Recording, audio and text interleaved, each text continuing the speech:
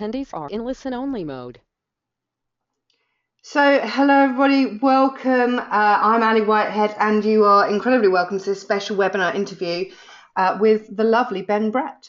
Now, Ben isn't actually here yet. I think I might as well be honest with you, but he's going to be here very soon. He's literally just jumping out of his car to come and see us. So, I'm so excited to have you here and to have Ben here as well. And I just know that you're going to get so much value from this free webinar. And so we'll say hello and welcome to Ben when he arrives. It's interesting, actually. I had a text from Ben about half an hour ago saying, I think Axel Rose was always late, wasn't he? So just before we get started, and to ensure you get the most out of the limited time that we've got available today, do grab a cup of tea, grab a pen and paper, and try to minimise any distractions that might be around you. Always difficult in a recruitment business, I've found. As this is in a slightly different format from our usual training, we've got a limited slide set today, and Ben is going to be sharing his own ideas. I've literally got a list of questions that I want to run through with him. So he's going to share his own ideas and experiences on how best to grow your business and your team. If you're here as a manager, fantastic. If you're here as a business owner, fantastic. If you're here as a billing consultant and want to know a little bit more about how to bill higher, then you're in the right place as well. So looks like Ben's arrived, so fantastic. Great timing, Ben. We've got a treat for those of you who are attending live. So make sure you stay until the end, because we're going to give you the opportunity of tapping into both mine and Ben's knowledge by spending some time one-on-one with either one of us to ask any questions that you might have relating to your own recruitment business. It probably won't surprise you that many recruitment businesses are rarely able to grow their team to over 3 consultants. Now, if you're one of the few who have, then congratulations, you're in the top 10% of recruitment business owners in the UK who have been able to do this. And that's not through lack of trying for the other guys, I don't think. Now, Ben speaks to and consults with many business owners and helps them at a strategic level to achieve their growth goals. Now, these SMEs desperately want to grow their firm to reach a point when they're not the main vehicle of business development and job fulfillment.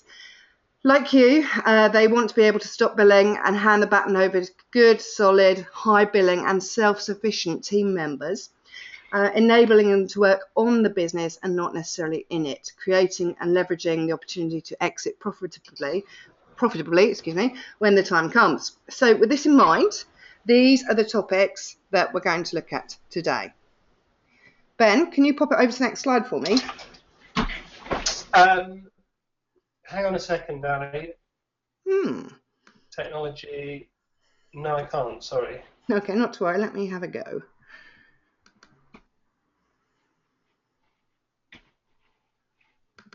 Sorry, guys. Okay, I'm hoping you can see this. So we're going to cover how to use the 4 pillars of success to create and maintain engagement with your team and ensure they're contributing more to your bottom line. Give me 1 sec to get rid of that. 1 tick. Training and coaching techniques to create a self-learning culture in your business. A strategy designed to ensure your trainees get the knowledge they need without being a drain on your current billing consultants and managers. Now, if that's you, and it might well be, I think you'll understand how difficult it is to bring people on and not take the foot off that pedal yourself. Techniques to help you motivate and keep tabs on your consultants' development. How to avoid the one mistake billing managers make, which severely hinders new recruiters' ability to step up and make more placements. This is a mistake that I've made myself, and I made it for several years. And it's a really simple one, so we can help you change that. And the one thing that both myself and Ben did, which immediately improved our billings, mine's to just under 750 and Ben's to 1 million. So introducing Ben. Hello, Ben. Hello, Ali. Hello, everyone. Fingers crossed everybody can hear you, Ben. I certainly can. So there is the man himself. Let me just introduce Ben to you, and just to give you an idea of Ben's background and why he's qualified to speak on this particular topic. So Ben built his own personal billings to 870k per annum from 1988 to 1991 and maintained that level before moving into a management role.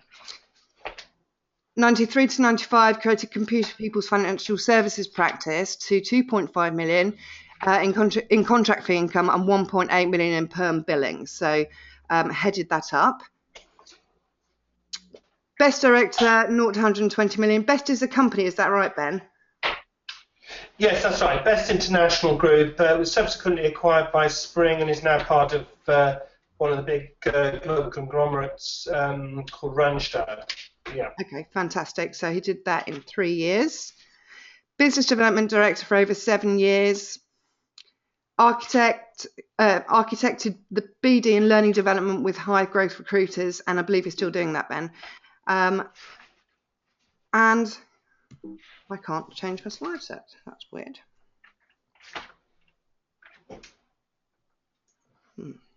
Okay, so Ben, can you take over the screen, because I know we're getting onto the slides now, which I think are going to be your slides that you're going to need. Can you do that? Yes, I can. Screen sharing. Is that it? So change presenter. Yeah, lovely. And Brett, organizer me, yeah? Perfect. Okay. Great, you're on. So, Ben, lovely to have you here. And I was just talking about your Axl Rose text to me, which is fantastic. So, Ben, the first question I've got here for you is, how was it possible to achieve your high billing status?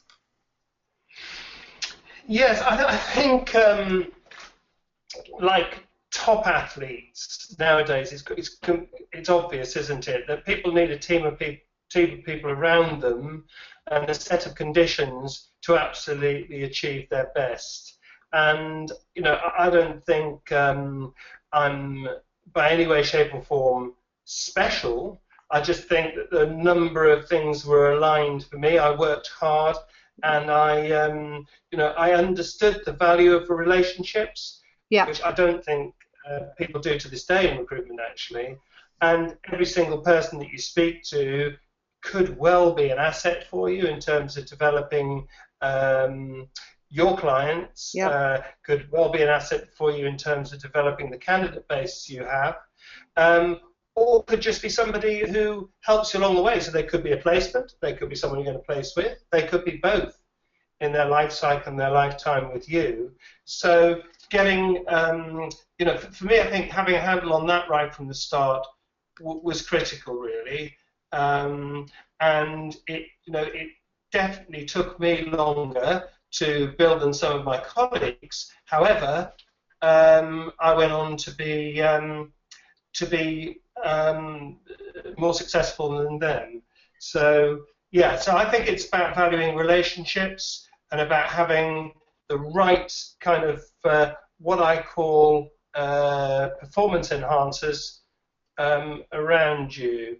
So if I could just share my screen with you, because I don't think you can see it right now, can you? No, I think I can't see it. Oh, I've got it now. Thanks, Ben. I've had a couple of people say we can't see it. Can they now see something? I certainly can. Fantastic. Can I get this out of the way? Okay, sorry, I'm a bit of a newcomer to webinars. It's all good. Cancel. Right, so here we go. So let's call them performance enhancers. Not the sort of thing you find in a gent's lavatory, but being in the right place at the right time. So I think, I speak to a number of organisations who are simply in the wrong market. There's a book out there, isn't there, by the guy who wrote 1 Minute Manager, called Who Moved the Cheese? And I think sticking with the wrong market at the wrong time, it's obvious, but it's a situation that's going to actually mean that people, and you're never going to be able to maximise your potential. Yeah. And sometimes you can be in the right market as a whole, but you're not necessarily niche enough. And most of the businesses that I deal with now, and I'm guessing most of the people who are dialed into this today, are organisations who want to grow. So the idea of, I think you've got to get niche before you can get big. And if you use your niche as well, so you develop a niche, you become known in a niche, what you find is organisations start coming to you saying, I know you're really good at this, but could you do this for me? If I look back to James Harvard, when we set up our pharma practice back in 2002, we had 2 people working on the regulatory affairs desk only. Now, that we built a reputation in regulatory affairs. It's people who produce documentation for the approval of drugs and things like that. And the clients started coming to us and asking us to do more work for them and cover other pharmaceutical disciplines. So, you know, we were definitely in the right market at the right time, but also we developed our niches and we built out from there. We'll talk about the biggest mistake people make later, but one of them is not attacking markets in the right way. So if you're in the right organisation now, I built 870,000 in 1991 it was. That's a long time ago. So there's 2 ways of looking at it. The recruitment market was definitely different there. I was in the right market and I was in the right company. I fully accept that. But I'll tell you something about it in just a moment. The idea that that if you're going to be successful, then you should chase the obvious money, I think is something that people get disorientated about, and they go after a market that actually they're not well researched enough about it, they don't manage their brand enough in it, and so they're not successful. So when I was promoted to a sales consultant on the 1st of April 1988, someone had a sense of humour.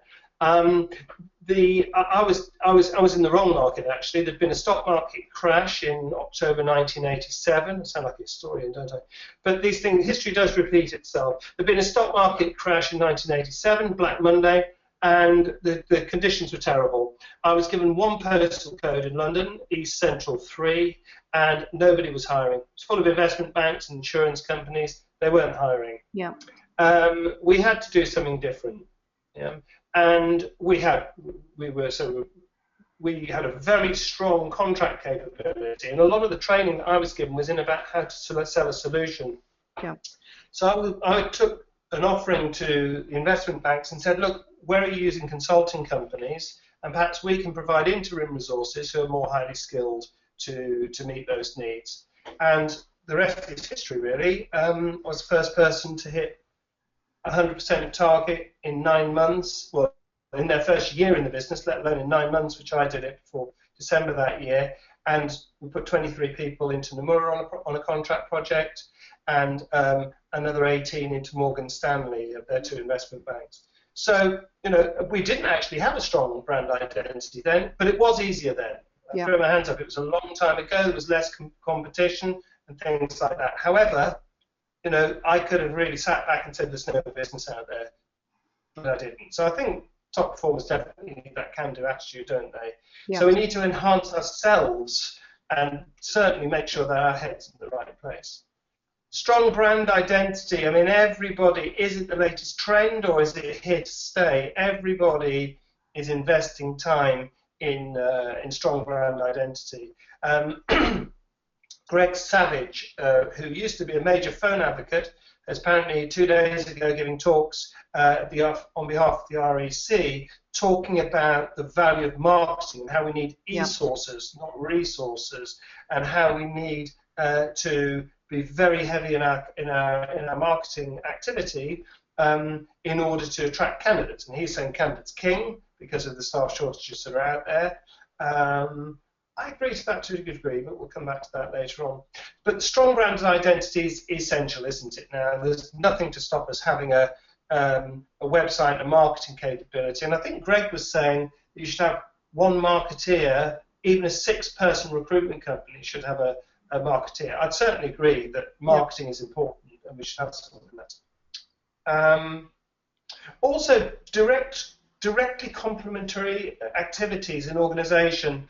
I see too often organisations spread too thin. They think we need to cover these verticals, so we will. I think it's a much healthier and a much higher performing attitude to have to say, let's do something really, really well. Obviously something where there's the scope to do it. And if you think, you know, we need potentially millions of pounds worth of fee income if we're going to target it and attract our little bit, our million. out of it. So, you know, having activities then that we start to build from that niche, out from that niche, that are areas where our, for example, just simple things like reutilization of candidates. I was talking to a search firm the other day, and they do nothing, so they find the very best people for their clients, as we all try to, but every single time they present a shortlist, only one person gets the job. They don't do anything about recycling the rest of the candidates on that shortlist. And bear in mind, these are senior people who are all potential clients, and also they are senior people who are actually interested in the job move, so there's nothing done about marketing them. Obvious stuff to me or you, or probably a lot of the listeners here today, but yeah, something that doesn't happen. So definitely this need to manage market intelligence and data. In my day, a lot of it happened in our heads and in very basic systems, but now, you know, we've got no excuse, CRM, and I think today's top performing recruiter needs to have a head for data, needs to enter data on the system, you know, because they know it's going to pay them back in spades. And that's where we need the team effort there, isn't it? If we want, you know, the weakest link in the chain, the person who can't be bothered to put information on the CRM that will help their colleagues about the contractor's availability. So we need to be passionate about this data, I think. And many organisations still have sort of late night pizza evenings or whatever to tidy things up and get on top of it. And you always generate leads that way as well. We've got to think that the databases, CRMs that we're building up are full of potential gold. And as I've already said, we can't do it on our own. I was lucky enough to have a brilliant sales director who I reported to, who definitely helped me win business, and I used her at every possible opportunity.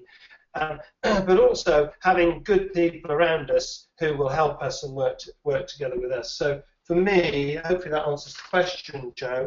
Ali, I think that for me is some of the really important aspects. Yeah, I think that's great.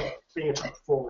And it's really interesting, you know, if you want to be successful at something, and I think this came out in one of the other webinars that we did, it's very much like top athletes that, you know, all you see is them perhaps, you know, sprinting, doing the 100-meter sprints, whatever. But the amount of support that they've had beforehand to actually get them there with physiology, psychology, training, etc., is huge. So yeah, it's impossible, I think, for somebody to hit a really high billing status without having that support system around them. So brilliant. Anything else you want to add there? The top performing, yeah, just the fact, you know, as you say, that if we have the experts around us, sometimes we don't capitalize on people's skills. If they don't fit the 360 recruiter model, you know, we sort of trash and burn them. I think the modern day organizations, and on some of the retreats that we run, we look at this, is, you know, how can you actually build really high performing teams? And that's not necessarily about having everyone doing the same job, is it? And it's about people doing complementary tasks that result, you know, 2 + 2 = 5, not 2 + 2 = 3, which you can often have if you have a very individualized model in terms of the way that recruiters work within your business. Yeah. So definitely we've got that for me is critical. The idea that we work as a team and we promote team working, team culture. Which takes us on nicely to your next slide about slipstreams. Yes, you can explain that. Go on. Yeah, another slipstream. So, well, I'll give you an example. I worked with a property recruiter, and they were setting up a new practice, and the new practice wasn't expanding as quickly as they wanted. They had people, as I say, a bit too spread out within the organisation. They were covering too many disciplines. So what they did in the first instance, a bit risky, but they allocated 2 disciplines to each person, and then each of those recruiters for 6 to 9 months worked those disciplines, and as the disciplines started to get more engagement, they started to build fees, they then slipstream new trainees underneath them.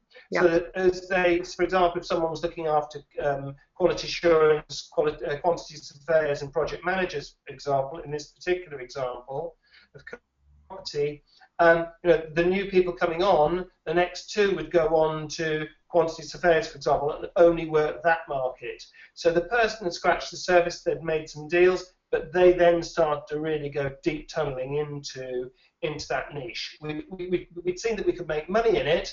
Right, now let's really capitalise and put some firepower onto it, basically. So that's an example of a slipstream. Brilliant. Yeah, the other examples, I mean, you think about cycling, a cyclist, Bradley Wiggins couldn't win all the races that he's won in the past without the team behind him, could he? Because he sits in their slipstream. Yep. Times when his legs get tired, somebody else is a pace setter or whatever, I don't know the right terminology for cycling, but they cycle along, and Bradley gets towed along by them in their slipstream. We've got to think about ways we can do this with our colleagues. And for me, the examples are making sure that the verticals complement one another so that we can use different candidates across different verticals. So if we've got 5 good candidates, we place them all rather than placing one and then the other 4 go to waste, as I say in the chronic example I gave you earlier on. Yeah. Plus, if we look at the client and candidate universe, I mean, these are so important for me. I think what happens, and the reason that most recruiters aren't really successful, is that they look for the immediate deal. Yeah. And I've spent some time in my business with my business development hat on, working with organisations. One that has 80 recruiters spread across 4 locations around the world, a really successful business, really successful. But their client penetration is so limited. Their consultants all trained to find the next job and fill it. But what we did was we ran, it was an international panel actually, we had about 20 people at this panel, and we worked out, we helped them develop a way of developing a much more concentrated and specific client universe, the concept that less is more. I mean, most recruitment companies don't need more clients, they need less clients, but they need more from that client portfolio. Yeah. And aligning the candidate portfolio with the client portfolio is really crucial. So if you imagine 2 circles and they overlap in the middle, the bits that they overlap are, for example, things the client and the candidate universe overlap, as an example, would be a client who is both a client to you, but also somebody who's a candidate who you could place, who's looking, obviously a very senior candidate, a big fee. And to be big billers, we think about the people we know. There's 3 of them within one firm we know. They're a private equity recruitment company. They've got 3 people billing over $1 million a year in perm fees. But I mean, their average fees are in around about 25 to 30,000. So you do the maths. You don't have to make as many of those as you do, for example, at 5,000. Yeah, absolutely. So the more we can build stronger relationships with some people who we would think of purely perhaps as in a linear way we might think about as just a hiring manager. If we could move that hiring manager, then the fees would be bigger. But also when he moves or she moves, they're going to want to recruit their team from you if you handle them right. So these are the sort of slipstreams. So I'm giving some good examples earlier. I think it's really interesting. When we were talking before, we worked in a completely different marketplace, but did very similar things as well. And one of the things that I was able to do when I ended up making an extra, I think it's like an extra 200k a year or something, was I started to move my candidates into clients and clients into candidates, and it just slipped in really nicely. So I totally agree with you on that. Ben, moving on to the next question. Did you want to move on now? Is that okay? Yep. Okay. This is the wrong slide set, Ben. We need the other pillars on this. Yeah, sorry. I couldn't do that. We'll have to work with this one. Okay. It was just quite pretty. That's all. We'll do without the prettiness. So I've worked with some of yours and Nikki's clients, and their growth seems to be split into 4 areas of attention that I know is the areas that you work with. Can you give us an idea on this concept and why it works so well? So this is the 4 pillars. Yeah. Okay. Well, we're starting to get the feeling of some common themes here. But I think we have to start with ourselves, don't we? Yeah. we can't build anything out in terms of the pillars have got to sit around firm foundations. So I think the first pillar that we really have to get firmly fixed in the ground is ourselves. And sometimes, as I say, I've already said, it's a lonely place. We're running our own business. We're running our own desk for ourselves. It can be a lonely place. Yeah. We've talked about teamwork and everything else, but often the leader of that business doesn't necessarily have their team. And their team, that's one of the areas, as you know, from our programs, we really support that. So the individual themselves has a network of peers. I remember from my first experiences in corporate organisations that started quite small but became large while I was with them, to some level down to my efforts. But I had a lot of peers, some of whom I could trust and work well with, and others I couldn't. But I think in order to really get ourselves fit for purpose, we need someone that we can talk to and who will help us and who's experienced. I would say that, wouldn't I? Because that's a lot of the work that I do. But we have to be comfortable in our own skin, don't we? And I see the work that certainly a lot of the psychological work that's done now within recruitment businesses, and I think that I'm a real fan of that. If you look at Andre Agassi, he was the first of course he was a good tennis player. He'd hit many thousands of balls over his life. He was well practiced and well worked. However, he took on a coach. He was the first tennis player to take on an NLP coach in the form of Tony Robbins. Yeah. And he was the first non-seeded player to win the US Open. So says a lot, doesn't it? From a low form, he went on to win that tournament, which is unheard of. So he fixed himself. It wasn't just the tennis; it was his mindset. And we find very often that people are unconsciously sabotaging themselves. Yeah. If someone can do 100 grand a year, they can do $500,000 a year. Yeah. Just by that's my opinion. And over time, they should get better and better and better. And as I say, the number of recruiters who are pushed to just find the next deal all the time never get the chance to really develop the fourth pillar there, the customer relationship. And I put candidates and clients into that. Yeah. They're all our customers at the end of the day.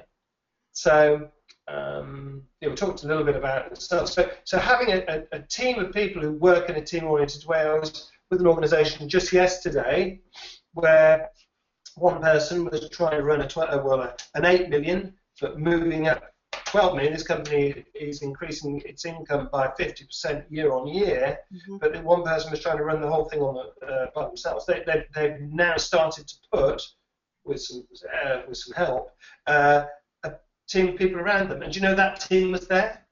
That team was just feeling unempowered and it was like turning all the lights on yesterday and wheeling out a whole new way of doing things within the business, and it was so surprising to see people jumping up, volunteering ideas and ways in which they can improve the business from the start.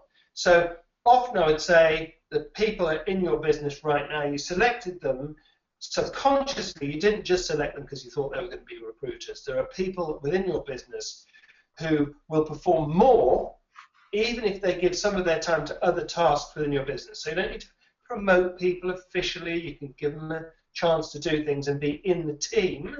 Yeah. So it's not just and teams and teams and teams. Teams achieve more combined than the 2 + 2 = 5, 6 or 7 or 8 syndrome. Getting the organisation structured right is critical as well. This cascades from the team. Not everybody's the same. Some people just will never get their head around the fact that in our customer base there are clients, people are hiring managers, HR people, etc., and there are also chief executives. There are also people who are who are the candidates. And in different markets at different times, I've seen people who are really just not, they're not just, but they are very, very good at finding candidates and fulfillment, and they've done extremely well. And almost sometimes by taking them away and getting them to do business development work in the age-old fashion of cold calling has not worked. So you've got to look at how you structure and how you motivate some of the people who are more candidate-orientated to to do business development work.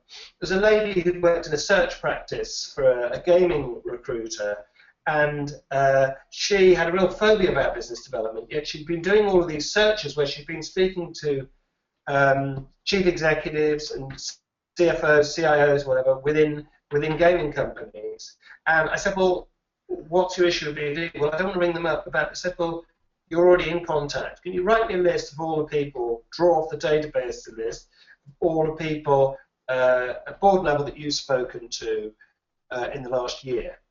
Yeah. She pulled a lot off a list of over 100 people, and I said, right, let's ring them. She said, what should I say to them? So we'll just ask them how they're doing, how they're getting on. The last time we spoke was this amount of time ago. I thought it was worth calling you a line again. And see, they might be a candidate now still, or they might be a customer. Flip the call if you can. So as I say, she became one of the most prolific business development people ever, but through the candidates, through very senior candidates. Just looking at it in a different way seemed to take the sting out of it. A lot of people fear that call. Yeah. But similarly, there are hunters, aren't there? There are definitely hunters and farmers out there, and the hunters will bring in new business, we'll do a deal, but then they'll get bored after one or two deals, and often we leave them in charge of clients, and we get complaints from the clients about the fact they're a bit brutal or pushy or whatever, but maybe it's time as that client ramps up to introduce perhaps more of somebody who's going to nurture and develop the relationships with their organisation, let the hunter move on, devise a plan that will motivate both of those people to do those jobs. Yeah. So, as I say, the customers, obviously, without customers, we're going nowhere, are we? So they're a vital pillar of our success. Yeah. So, as a business owner, if you can look at and focus time on these 4 pillars, it pretty much will allow you to succeed in the growth that you're looking for in your company. Is that basically the idea of the pillars of success? Yeah, the pillars of success, we do a lot of work around this in terms of making sure that people are comfortable with themselves, their own leadership, their own management style, or indeed, as a business grows. If I start off a business, I'm doing everything, aren't I? And as the business grows, as I say, the chronic example of the guy I was working with, who was literally looking at every single email that came into his £12 million turnover business, and that was not sustainable. He needed to look at what he really wanted to do and focus in on that, and then look at what the other roles of the team that he needed around him were, and that cascades into the structure, but also looking at which markets we're after, what our customers are telling us, and digging deeper into that. So yes, they're the 4 key areas that we look at. Obviously, financial management is something that underpins the whole thing, but we look at these are the things we look at in the front office of all recruitment businesses. Amazing. Okay, another question for you, Ben. Let's delve into one of those 4 pillars, and we'll have a look about, I think, the second one, the team one, and talk about some training and coaching. One of the questions I'm often asked is, how can I get my recruiters to stand on their own 2 feet and take responsibility for their own development and self-learning? How do you think this is possible, Ben? Yeah, for me, you could have recruited the wrong person in that situation. Yep. So let's assume that you haven't. Let's assume that you recruited the right person. I think often we overcook training. There's a concept that Malcolm Gladwell talks about in his books, all around about from a performance perspective, how we should look at thin slicing activity. And I think you can get someone to stand on their own 2 feet doing one element of the overall job much easier than what you can do. What generally people do as an induction is they don't induct people very thoroughly at all, Yeah. or they over induct them, and they give them so much information that by the time we get to the end of the information, people can't remember what was said at the beginning. Yeah. And they deliver modules over the first few days of the business.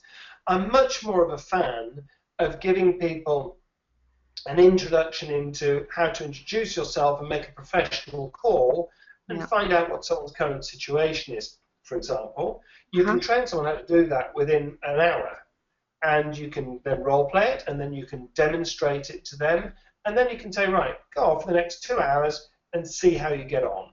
And you'll be monitoring, you'll be listening in some of their calls, ideally, picking up, seeing, identifying opportunities to coach them or mentor them and give them ideas to improve.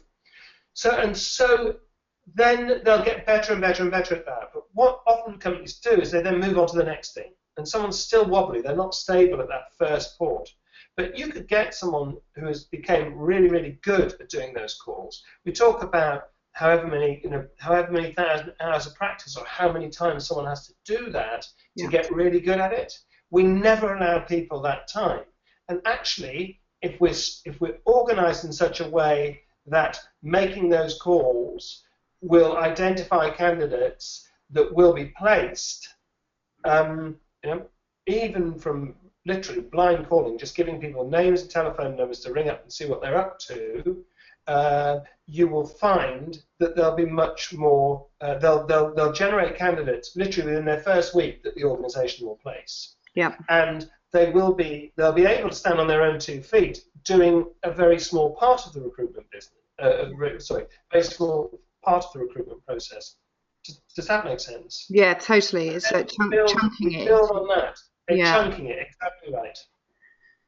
Okay, cool. And when it comes to consultants' motivation, I tend to work with consultants rather than business managers most of the time, and I'm often being told, in fact, it's pretty much all I'm being told, that they don't like to be micromanaged. How do you think it's possible to motivate your team to achieve more without standing over their shoulders all the time and doing that micromanagement? Yeah, well, that's about empowerment, isn't it?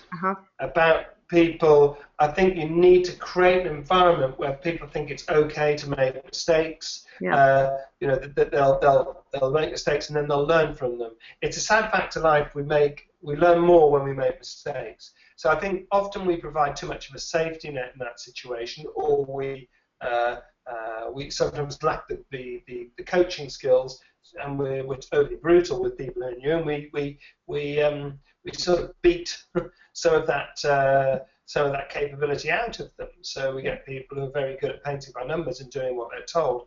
I think right from the start, if you give people a project-based approach to it, people will achieve more.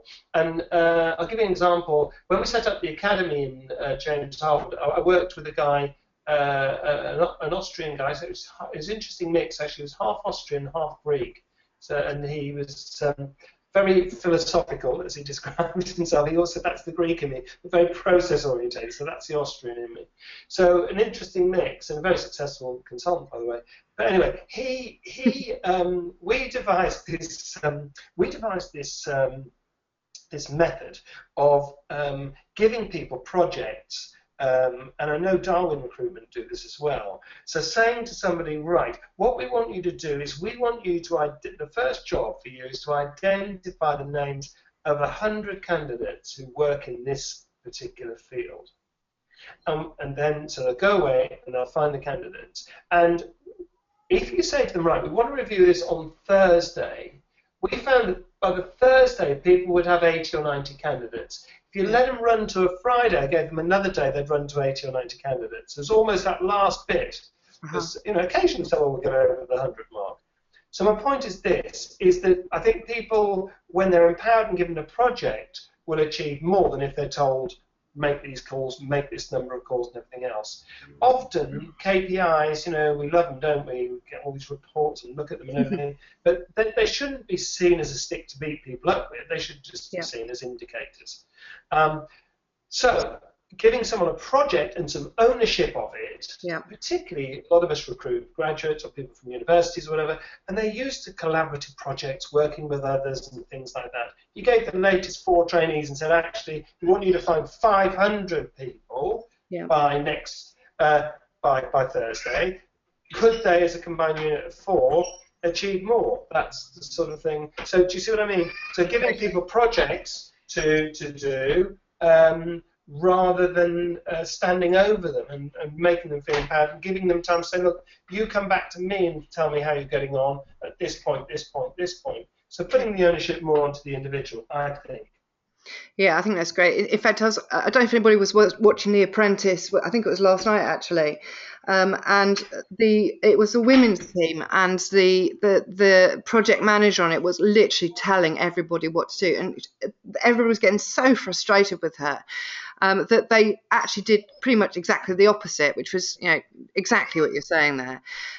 Okay, so moving on to the next question. With regards to new consultants, most managers make a huge mistake, which severely hinders new recruiters' ability to step up and make some placements or make even more placements. This is what I call green on green. It's interesting because we had this conversation the other day. Can you explain what this is and how it's best to avoid this? And this kind of comes in slipstreams as well. Yes, it is putting someone not in a slipstream, isn't it? It's putting them in a lay-by almost. So essentially, and I've done it. We've all done it. I've done it. We think we'd like to get into this new market. Let's put our latest trainee onto that market. So that we put the green person in the green area, green on green. I love that phrase. Yes. So we've all done it, but we need to stop it. And one of the models I'm helping an organisation with right now is to incentivize their experienced consultants to get the green working. The equivalent colour would be more of the warmer business. Let's call it orange. Working the warmer business rather than going straight to the green, and then incentivizing the more senior consultants to, rather than sit back and farm their business, to get out there and bring in some new opportunities and show people how it's done. I think with new consultants, if you put them onto a new market that they don't know anything about, let's face it, they don't know anything about recruitment straight off the bat. It takes years and years and years and years to learn that. So we put some very inexperienced people into the hardest job of all. Yes. I mean, they've got to be superhuman to achieve that, I think. And I think about, I always think about sort of, it's a horrible concept, but the idea that we sort of sacrifice these people on the altar of recruitment. And I can think of a number, and I can think of people sitting here right now, people who I've seen within the last few weeks who've had that. They've been bounced around different departments because, they're not doing very well, but they've never been allowed to gain any traction. Yeah. And we need to learn to measure traction, not just KPIs. This is the quantitative aspect of what people. Sorry, the qualitative aspect of what people do. KPIs only tell us the quantitative aspects, don't they? Totally. So green on green is an absolute no-no. Yeah, and really that's a golden tip. It happens, it's a totally golden tip, and it happens a lot. And when I'm working on one of my courses, which is often, I do new recruiter courses, at least half of the new recruiters have said, right, I'm on a completely new desk. I don't know my job. I'm like, well, Jesus, this is going to be the most difficult part of your career. And it's a real shame that they've been put in that situation to do it, because it's very, very, very difficult for them to achieve. And sometimes if you look at the attrition rate in recruitment, it's no wonder people are leaving us, really good people, because they're put in that situation. Right, moving on to our very last question, Ben. Both you and I have built at a high level. And one of the most important things I've learned, and this was through blood, sweat and tears, was to have a completely strategic business development plan. It probably took me just over 6 years into my role until the penny actually dropped and I managed to get one in place.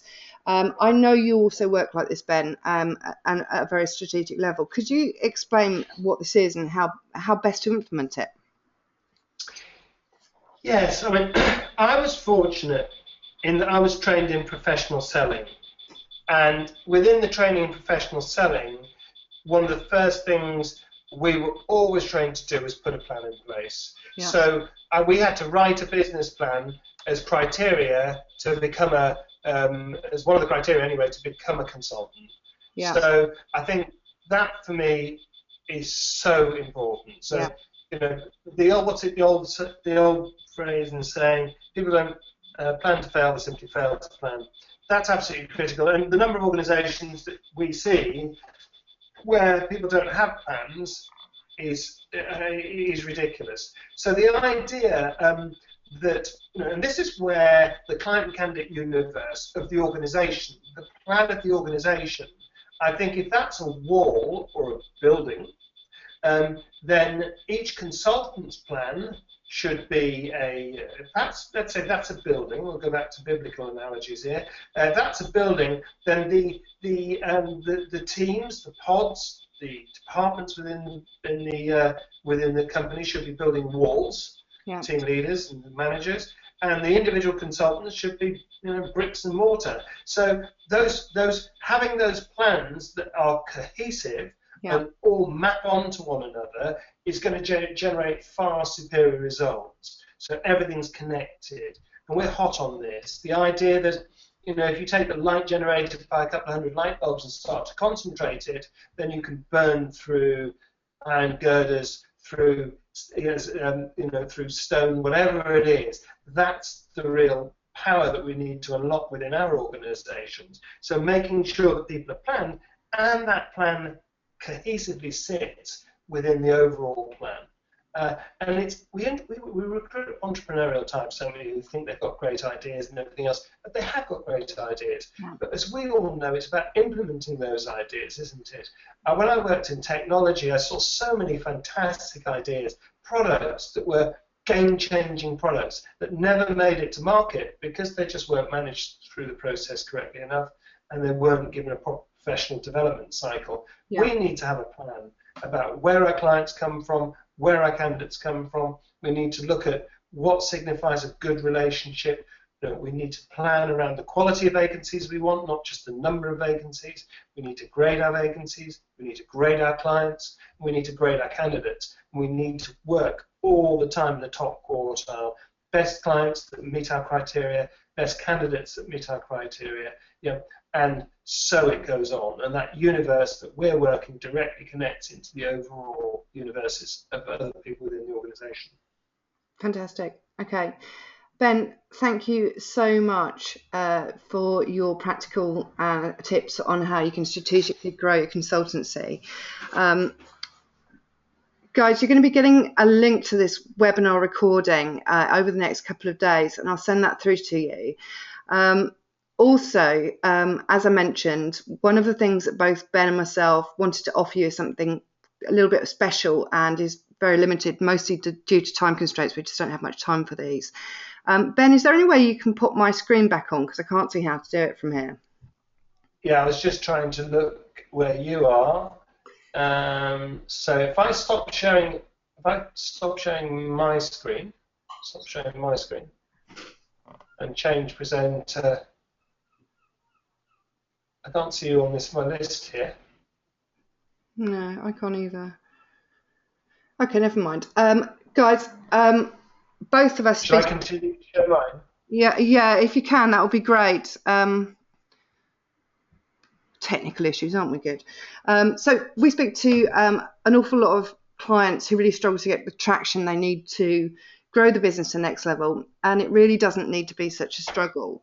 The likelihood is that you've already got a whole heap of this in your business already, and it's just a matter of getting it into a clear plan and implementing it. Exactly what Ben was just talking about, looking at strategic business development, etc. So this really got us thinking, how can we add more value right now and for free to you to get motoring even more effectively with exactly what you need to do it.